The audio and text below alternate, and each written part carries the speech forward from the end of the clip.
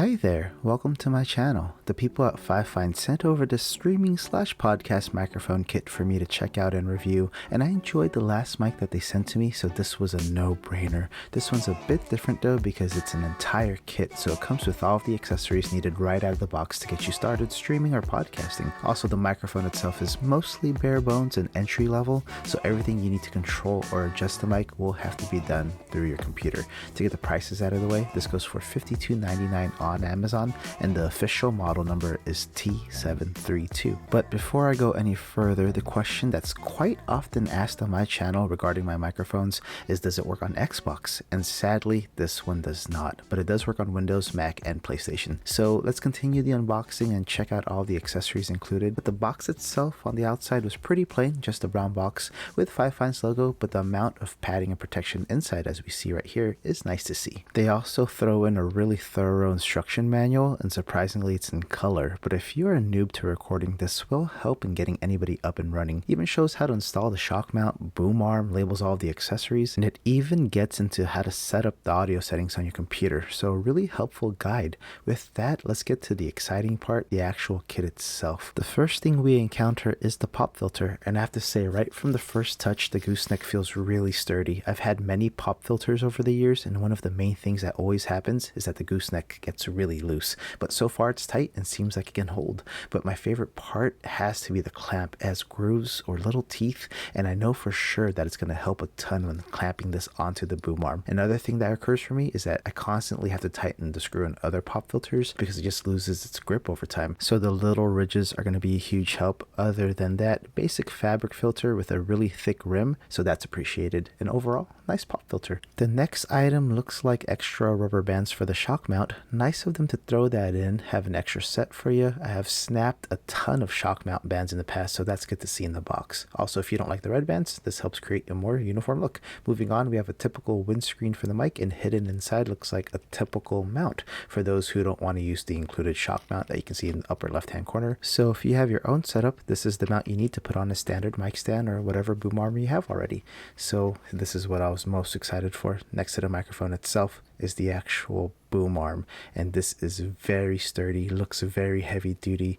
I have a ton of boom arms as well too, and they aren't nearly as thick as this one, and the springs are really responsive. The mic mount is pretty basic, but they're all usually the same for these boom arms. This one includes a little adapter though, so if your mic has a wider hole for the mount, so you should be covered though. But moving on to the bottom, I've said this twice already, but it's a hefty boom arm and I enjoy this greatly, and the C clamp is very hefty too and has a nice weight to it. This makes the two boom arms in my recording area look really puny, so I appreciate the quality of the accessory so far, and I love the rubber padding right there. It's actually nice and uniform, looks really clean cut. I've had boom arms in the past, or clamps like this in the past, where there's just hot glue everywhere, the rubber parts just sticking out, and it's just not even nice and clean. It just looks really rushed. But everything has a good fit, everything is going accordingly. There's nothing misaligned, everything looks nice and flush, nice and neat.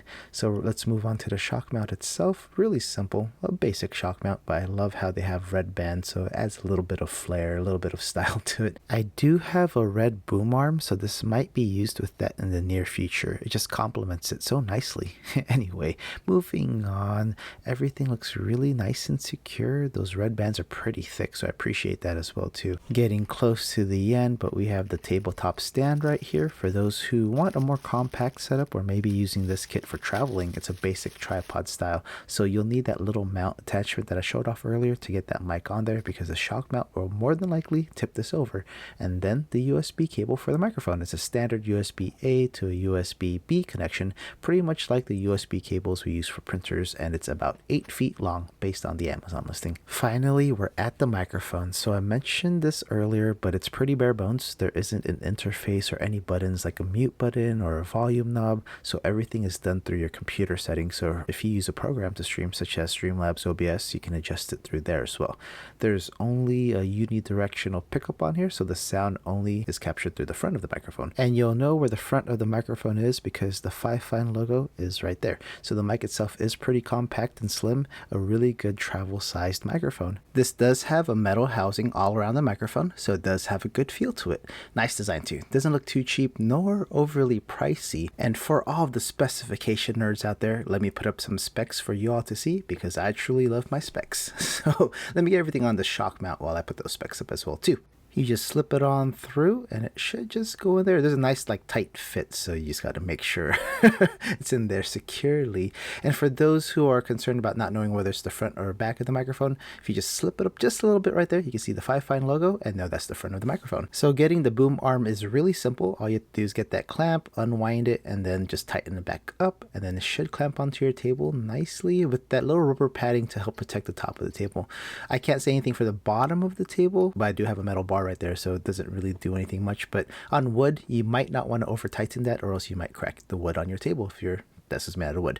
So this thing is actually 360 degrees rotatable, so you can just spin that arm over and over again. But my dumb self forgot that, so I just spun my whole entire table around to get a frontward view of this. With that, let's get everything mounted up and set up for a test. And a little spoiler, if you've seen my other microphone test videos, you should have expected this by now, but this whole entire voiceover has been recorded on the Fifine T732. The only thing that I did within Final Cut Pro was add a compressor filter so that my voice would stay within the same decibel level range regardless of whether I'm whispering or yelling. It compresses everything within the same range. Lastly, the mic input gain on Final Cut Pro itself is set to 20, and that's all I've done to make myself sound just a little bit better in comparison to leaving everything at default settings. So while I've been talking about Final Cut Pro settings, I have tested the boom arm. Its flexibility and ease of maneuvering is great so far, and it's simple to move around, so hopefully it lasts for a while, because I really do like this whole entire microphone kit. It's great. Just to show this off real quick, the tabletop stand is the same one from my other Fifine microphone video, and it's actually in the background right now. So let me grab that mic and you'll be able to see what this one looks like on a tabletop stand, since they use the same exact stand.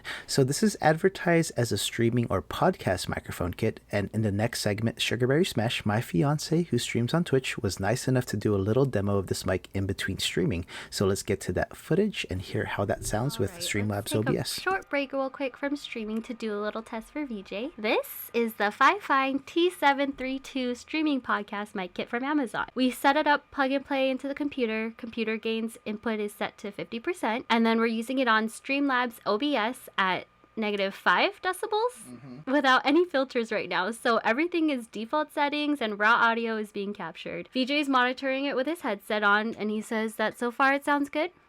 Yeah, all right. I'm gonna send it back over to him now to close out the video with his final thoughts. Thank you to Sugarberry Smash for doing that little demo for me. And to those wondering, we usually use a noise suppression filter. So we wanted the audio to be raw, so we kept it filter free. But that's why you could hear the PlayStation fan in the background and other little noises. But on the usual stream, it's just voice that's heard and nothing else, no little background noises or anything. And I'm obviously right in front of the mic right now, and I'll close it out with my last thoughts and recommendations from here. But I'm glad that Sugarberry Smash was actually home so she could do that little demo for me, because hearing a male and a female voice makes a huge difference with these microphones. And I must say, it sounded pretty darn good for something that's a $50 microphone bundle kit, whatever you want to call it. And I emphasize the phrase kit or bundle because you do get an entire streaming or podcasting kit inside of a box. The box is somewhere over there. I was going to pick it up, but I didn't. With that said, though, in all honesty, if it was just $50 for this microphone here without any of the accessories, it wouldn't be worth it. But everything that comes inside of the box makes this one of the best budget or starter kits out there. So with that, I had a nice little comment exchange with one of my old friends who happens to be one of my YouTube subscribers, and it was on the other Fifine microphone video. It was for this microphone right here, the mic that's a little bit more premium, and we had a little comment exchange. And this is probably the only issue sound wise when it comes to these budget studio microphones, may it be this one or whatever other third-party lesser known brand on Amazon. And this person had a great ear for noticing this, but they mentioned, and this is their comment, the microphone is clean and crisp. The only thing that bothered me was that it seemed to be calibrated too much to the mids and higher range of voices or whatever it's picking up,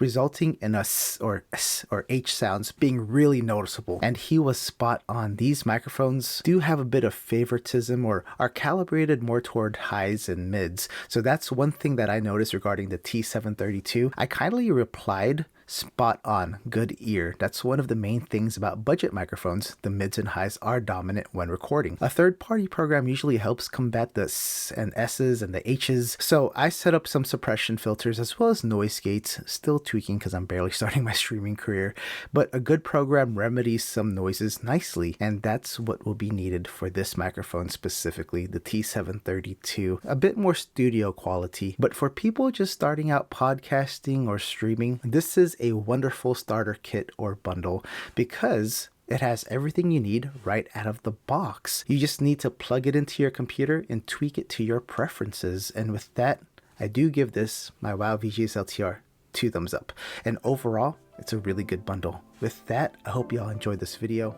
If you did, make sure to check out these others, and if you really liked hanging out with me today, please consider subscribing to be the first to know when I upload something new. For those of you out there who want to support the channel just a little bit more, make sure to click that join button down below to learn more about my channel memberships and perks, and maybe you'll see your name on this screen at the end of my next video. I'll see you all soon. Bye.